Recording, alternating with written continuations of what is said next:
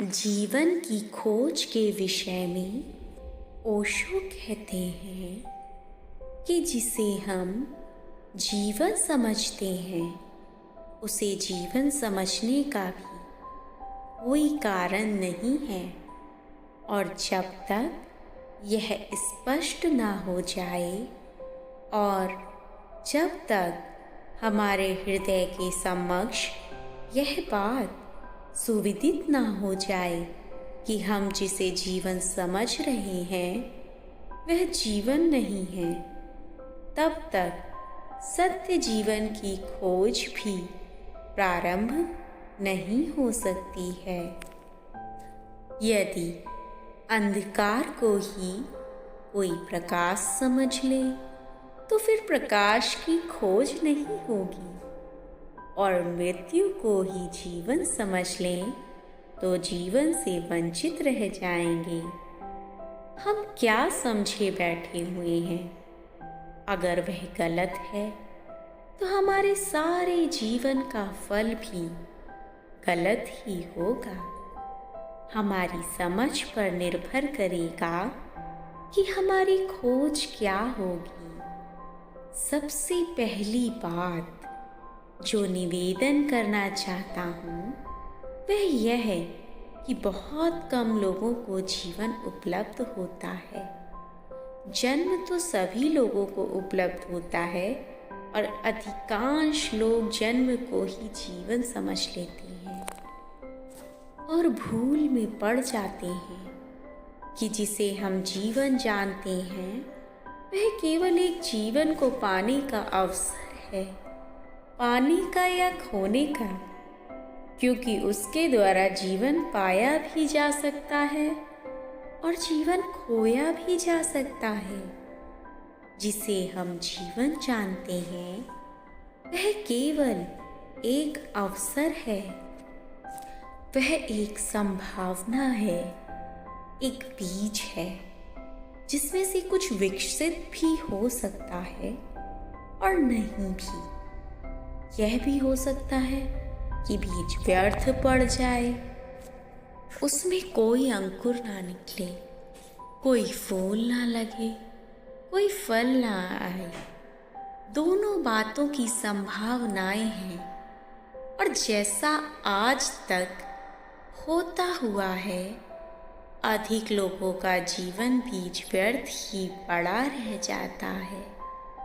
बहुत कम लोगों के जीवन में अंकुर आते हैं, फूल आते हैं और सुगंध आती है।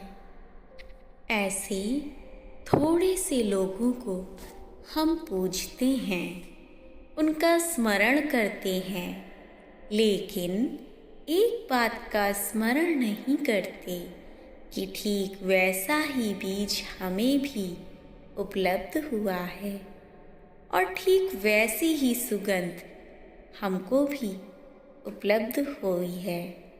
महावीर, बुद्ध, कृष्ण और क्राइस्ट को देखकर जिसके मन में यह अपमान का बोध पैदा ना होता हो कि मेरे भीतर भी ठीक वैसा ही बीज है और मैं भी ठीक उनके ही जीवन जैसे जीवन को उपलब्ध हो सकता हूँ, उसकी पूजा सब व्यर्थ है और सब ढोंग है और पाखंड है।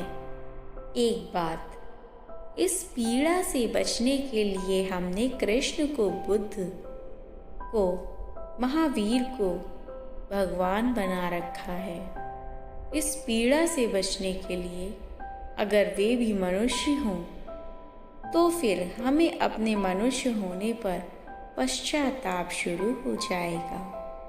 यदि वे भी हमारे जैसे मनुष्य हैं तो फिर हमें बचने के लिए कोई जगह, कोई गुंजाइश ही नहीं रह जाएगी। इसीलिए बचने के लिए अपमान से, पीड़ा से, दुख से उन्हें भगवान, ईश्वर का पुत्र, तीर्थकर और ना मालूम क्या क्या ना समझियों की बातें हम उन पर थोप देते हैं।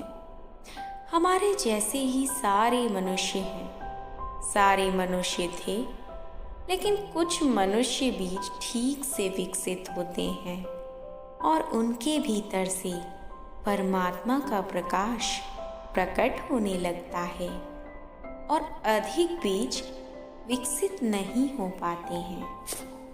धर्म का यदि कोई संबंध भी है तो इस बात से कि सारे बीज जो होने को हैं वे हो जाएं, जो उनके भीतर छिपा है वह प्रकट हो जाए, और उसके लिए सबसे पहली आधारभूत जरूरी बात जो मैं आपसे कह रहा हूँ वह यह है कि जब तक हमें यह स्मरण न आए कि हम जिस दिशा में चल रहे हैं और जो कर रहे हैं वे एकदम गलत है, तब तक कोई क्रांति, कोई परिवर्तन और कोई मोड़ संभव ही ना होगा। यह करीब करीब जिसे हम जीवन जानते हैं, रोज रोज धीरे धीरे मरते जाने से ज्यादा नहीं है, और लंबी मृत्यु को जीवन नहीं कहा जा सकता। 70 वर्ष में एक आदमी मरता है और यह 70 वर्ष मरने की क्रिया चलती रहती है। 100 वर्ष में कोई मरता होगा, कोई 50 वर्ष में भी मरता होगा। यह मरने की लंबी क्रिया को हम ही जीवन समझकर चुप बैठे रह जाते हैं। कल आप जितने थे उससे आज एक दिन कम हो गए हैं। कल और एक दिन कम होगा। जिसे आप उम्र का बढ़ना जानते हैं वह उम्र का घटना है, और जिन जन्मदिनों को आप जन्म दिवस मनाते हैं वह केवल मृत्यु के करीब आने के पत्थर हैं, और सब तरफ से दौड़कर अंत में पाया जाता है कि हम मौत में पहुंच जाते हैं।